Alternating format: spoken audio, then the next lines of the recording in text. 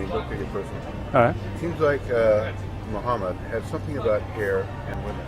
It seems like he got hung up on that. I mean, women should cover their hair. But not tip men. So let me just explain that. Yeah. So the Prophet Muhammad never mentioned hair by itself. Okay. Okay. So this idea that he's hung up on hair is not textually correct. Okay. All right. The idea is, as I was explaining to him earlier, is that a woman has beauty. Yes. Right. And that beauty should be honored. It should not be misused for people to market things. It should not be, for example, if a woman goes walk down the street and she's wearing a tank top and tiny shorts, and a man, and if you're going to be honest, that many men will look at that with evil intentions. Yes. And they will not pay attention to her intellect. Or with lust or something. Okay, but I mean, they're not trying to marry her and have kids and stuff. They may be looking to do some harm. To other men, the woman needs to be shown only for her man. Right, not just her man, but her family. Okay, excellent, mashallah. So she knows then, right? But to her, like in front of her father, her brother, and those men that do not mean her harm, what we call the mahram, and her husband, her children, all of that, she has no problem. But if she goes out in the street and she shows that which attracts men, expose herself to other men. excellent, you know already.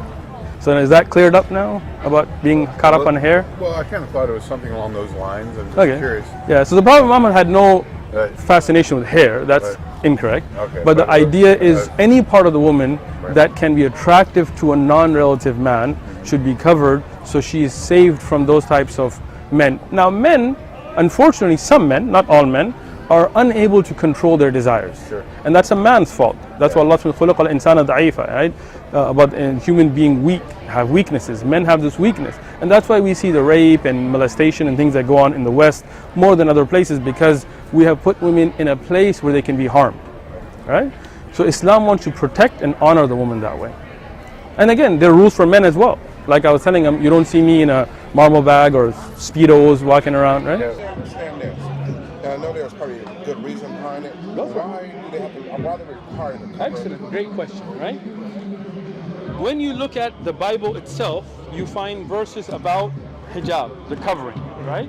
Let me show it to you, right? But what happens is, in the Western society, they just don't do it anymore, right? They just left it. But in Islam, we stay true to it. We hold true to the word, right? Got too many markings, but I'm gonna find it for you, bro. I got you, right? 1 Corinthians chapter 11, verses 5 to 10 in the Bible, right? But every woman who prays or prophesies with her head uncovered dishonors her head, and that is one and the same as if her head to be shaved. For if a woman is not covered, let her head be shorn. But if it is shameful for a woman to have her head shorn or shaved, let her be covered. Right? This is telling you to cover. But when is the last time you saw all these Christian women? Who do you see covered? This is the New Testament. It's not even like talking about the Old Testament, right? What happens is Allah honors the woman to be known as modest women by being covered. Let's say you got a wife, right? You want some horny young dudes trying to, pop a, you know what I'm saying? I'm going to be real with you, bro. I'm not going to sugarcoat this stuff, right? You don't want that. You're an honorable man. It's also not tempt man. Exactly. It shows honor to the woman, and it does not make her a object of man's lust, and it protects a man from being tempted. Like now in America, what do we have? We have the highest rape rates in the world. We have the highest molestation rates. Go Google the stats, right? You don't see that in Muslim countries. Why?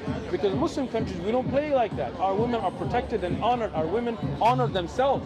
Here what happens, they take women and they tell them, we're going to liberate you. But what does it mean, liberate you? It doesn't mean we're going to give you education. No. They mean we're going to take your clothes off and we're going to use you for marketing.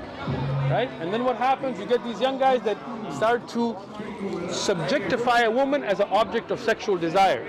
Right? So when you see a woman walking around Balboa Park with nothing but this and a little bit of this, you don't think about, I wonder how her personality is. You're trying to guess whether that's 36Ds or what, right? I'm going to be real, so don't get offended, right? Right? This is what Islam stops. It honors that woman. It protects the man, right?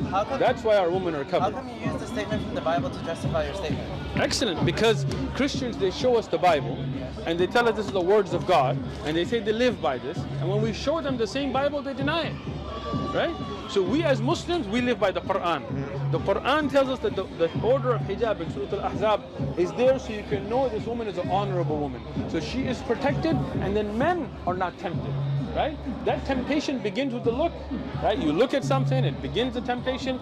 In Islam, when you see a woman covered up, you can't see her body, you can't see her figure, you can't even see her face. You have to now deal with her from her intellect. What she talks about, her intelligence is how you honor her. That's Islam for you.